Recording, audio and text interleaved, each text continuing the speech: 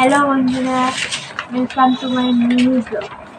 तो आज के আমি বানাবো ক্রিসমাস কেক। ফুলের মেয়ের হাতের কাজ দিয়েছে, তো আমি বানাবো ক্রিসমাস কেক।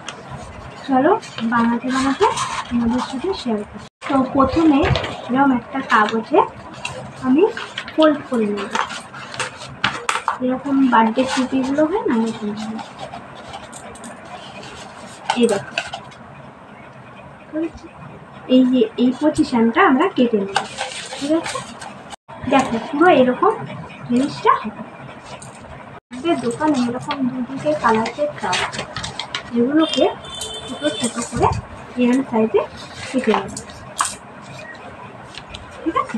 তারপরে এগুলোকে ছোটো ছোটো করে কাটবো এরকম করে।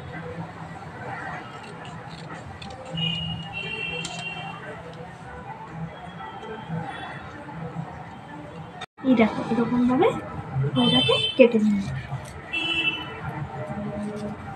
ঠিক আছে?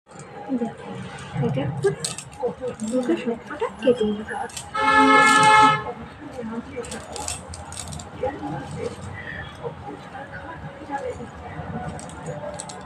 তারপর এটার মধ্যে এইগুলোকে এরকম করে লাগিয়ে নেব। এই দেখো আমাদের পুরোটা লাগানো হয়ে গেছে।